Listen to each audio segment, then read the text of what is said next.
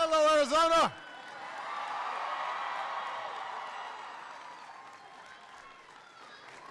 Well, hey. Happy New Year, Arizona. Go Bobcats. I love you back. It's good to be in Phoenix. And I mean that because I was in Detroit yesterday, which is a great city, but it was 60 degrees colder. So it feels pretty good, this weather right here. I had a couple staff people who said, we're going to miss the plane. They're just going to try to get stranded here for a while. But, I went to Detroit. I went here, I guess, between the Lions and the Cardinals. This is my post-wild card consolation tour. As a Bears fan, I want you to know that, first of all, you guys did a lot better than we did. You got a great coach. You got a great team. You had some bad luck. And there is always next year. So keep your chin up. Keep your chin up. I want to thank Secretary Castro, not just for the terrific introduction, but for the great job he's doing every day. I want to thank your Congressman, Ruben Gallego. Yeah, Ruben, where is he? Ruben, I already liked him, and then he told me he was from Chicago originally before he got smart and moved to warmer weather. I want to thank your mayor, Greg Stenton. He was here. There he is. Greg is doing a great job. I want to thank your principal, John Biera Jr. Hey. And your superintendent, Ken Scribner. And I want to thank all the students and staff and faculty who may be here. We really appreciate your hospitality. One last acknowledgement. I had a chance to meet a couple of really good friends, Mark Kelly and Gabby Giffords. And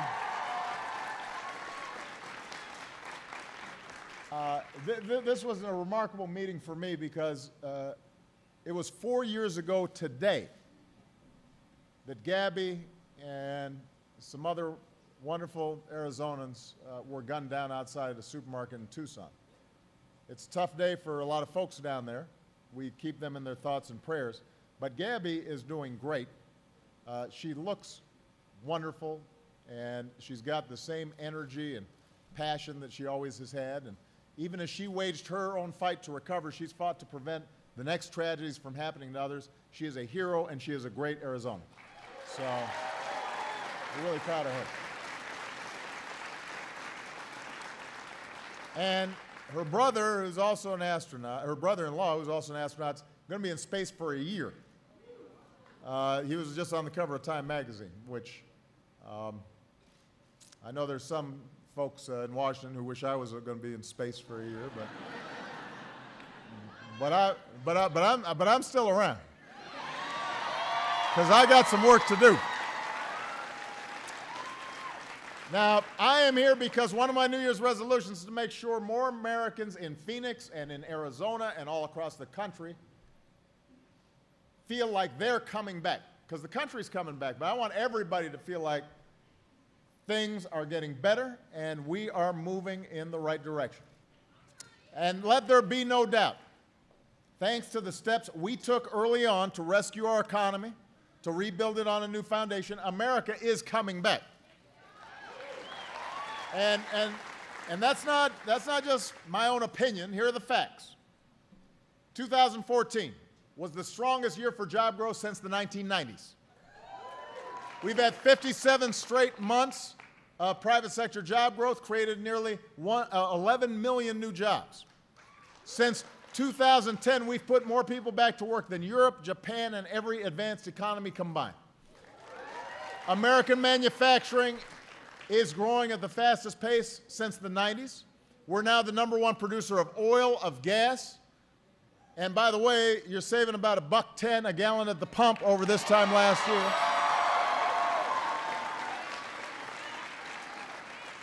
Although I was in Detroit, and I told folks yesterday, gas prices aren't going to be low forever, so don't start suddenly saying you don't have to worry about fuel efficiency. If you're going out shopping for a new car, don't think it's always going to be this low, because then you'll be surprised and you'll be mad at me later. And I'll be able to say, I told you, don't get a gas guzzler, because gas is going to go back up. But while it's low, enjoy it. And feel free to spend some of that money on local businesses who then will hire more people and put more folks back to work.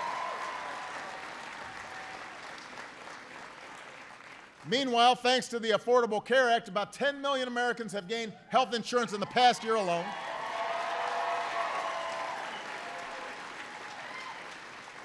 We've done all this while cutting our federal deficit by about 2/3.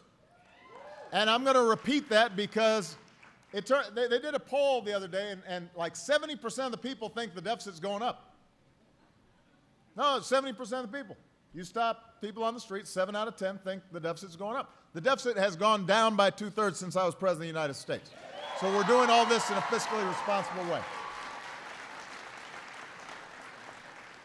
And maybe closest to my heart, after 13 long years, our war in Afghanistan has come to a responsible end, which means more of our brave troops spent time with their families this holiday season right here back home.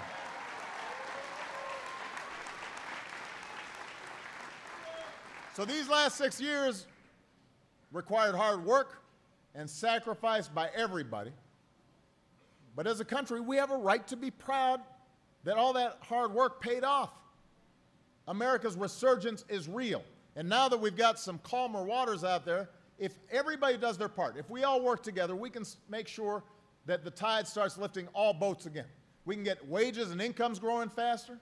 We can make sure the middle class is growing, that the ladders of the middle class for folks who are struggling are firm and steady and have a lot of rungs to them. Because it's the middle class, it's working families that power America's prosperity. That's always been the case. That will be true for decades to come. And, I've got a State of the Union address in about 2 weeks, and that's what I want to talk about. Building on the progress we've made. But of course, why wait for the State of the Union? It's sort of like you got presents under the tree, you kind of start shaking them a little bit. I want to kind of give you a little sense of what I want to talk about. So we're going to start this week laying out some of the agenda for the next year. And here in Phoenix, I want to talk about helping more families afford their piece of the American dream, and that is owning their own home. Now, let me just say, right now, Michelle and I live in rental housing. We don't own where we live. We've got 2 years remaining on our lease. I'm hoping I get my security deposit back. Although Bo and Sonny have been tearing things up occasionally. We're going to have to clean things up a little bit. But I'll never forget the day we bought our first place, a place of our own, a condo, back in Chicago. And for us and millions of Americans like us, buying a home's always been about more than owning a roof and 4 walls. It's about investing in savings and building a family and planting roots in a community. So we bought this place. It was about, I guess, probably about 2,000 square feet. It was in this complex called Eastview Park. It was sort of like a railway apartment. And it felt huge when we moved in. And then Malia and Sasha were born, and their toys got everywhere. And then it felt small, because they basically took over the whole dining room with their toys. But I have such good memories, not just about the place itself, but all the work we had to do to save to get in there, and then to fix it up, and that sense of accomplishment, that you were building something for your family and for your future. And that's always been true. When my grandfather came back from World War II, this country gave him the chance to buy his first home with a loan from the FHA. For folks like him, a home was proof that America was a place where if you worked hard and if you were responsible, it was rewarded. But we all know what happened in the last decade when responsibility gave way to recklessness. Families who did the right thing and bought a home that they could afford and made their payments each month and did everything right, when the market plummeted, they got hurt. Even though somebody else was acting irresponsibly, whether on Wall Street or folks who weren't responsible in terms of how they were dealing with their real estate, ordinary families got hurt bad, and that was especially true here in Arizona. There were folks who borrowed more than they should have. There were lenders who really were just worried about making profits and not whether the people they were lending to were going to be able to keep up their homes. So home values plunged. Americans sank underwater. Foreclosures skyrocketed. Builders stopped building. Construction workers lost their jobs. And when I came into office, I believed we could not let this crisis play itself out. If we could save more families from losing everything they had worked so hard to build, we had to make the effort. So less than a month after I took office, I came here to Arizona to lay out my plan to get responsible homeowners back on their feet. And I said that healing our housing market wouldn't be easy, it would not be quick, but we were going to act swiftly, we were going to act boldly, we were going to try everything that we could to help responsible homeowners. If something didn't work, we'd try something else. But we were going to try to keep folks in their homes. And we ended up helping millions stay in their homes. We helped millions more save thousands of dollars each year by refinancing. We helped folks who didn't want to buy a home or who weren't ready to buy find an affordable place to rent. We kept up our fight against homelessness.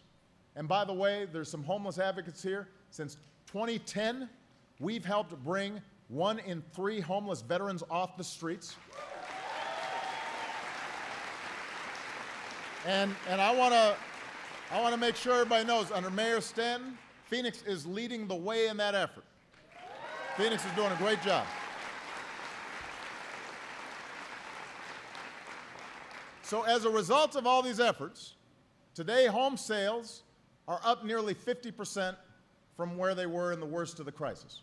Home building has more than doubled. That's created hundreds of thousands of construction jobs.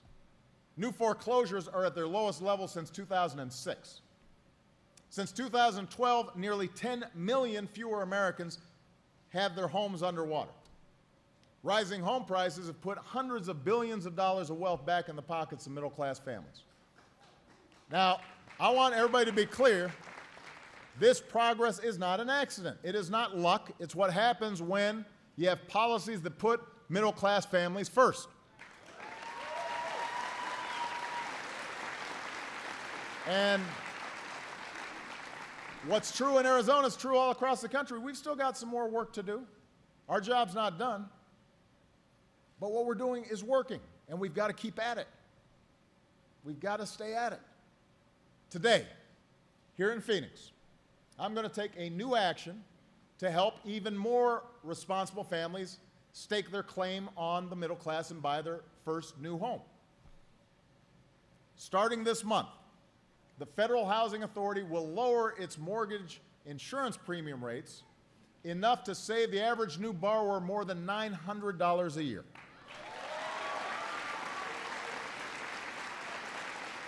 Now, that's $900 that can go towards paying the groceries, or gas, or a child's education, or depending on what your mortgage is, it might be a month's mortgage payment. And for those who aren't familiar with FHA, FHA underwrites, it guarantees, it's the backstop for a lot of loans around the country, especially for middle-class folks. So a lot of people pay these fees. And if they're saving $900, that's money that's going to be going throughout the economy. Over the next 3 years, these lower premiums will give hundreds of thousands more families the chance to own their own home. And it'll help make owning a home more affordable for millions more households overall in the coming years. And just to give you an example, earlier today, Secretary Castro and I visited Nueva Villas.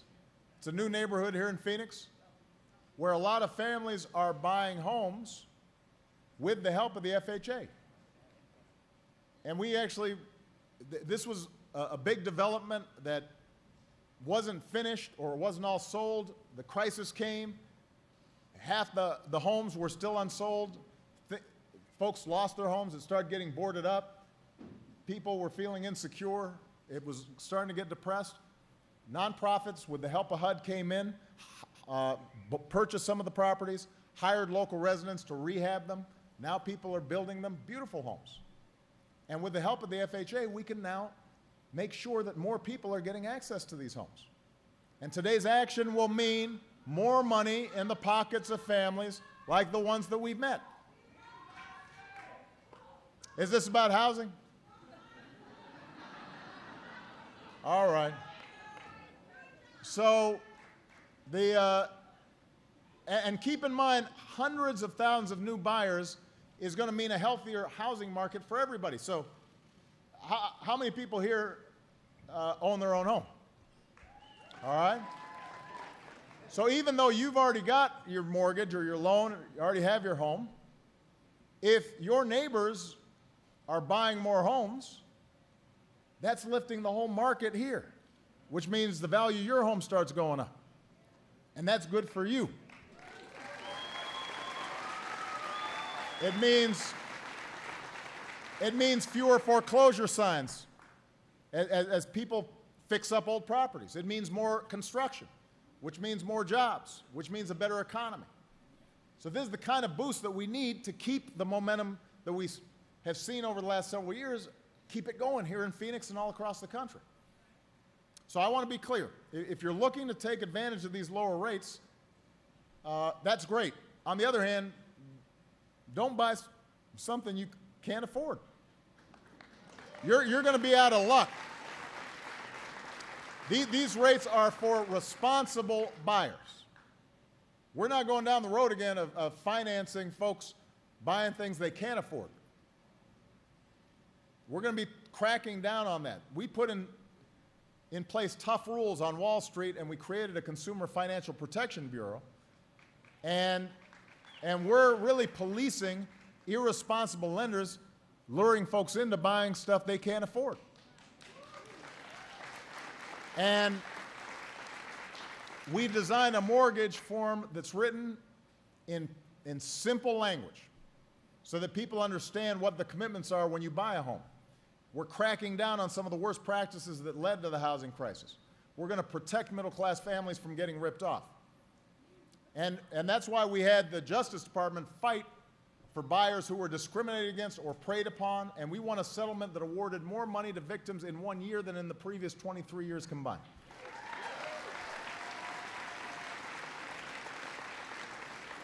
That's why we worked with states to force big banks to repay more than $50 billion to more than 1.5 million borrowers who had been treated wrongly, and that was the largest lending settlement in history.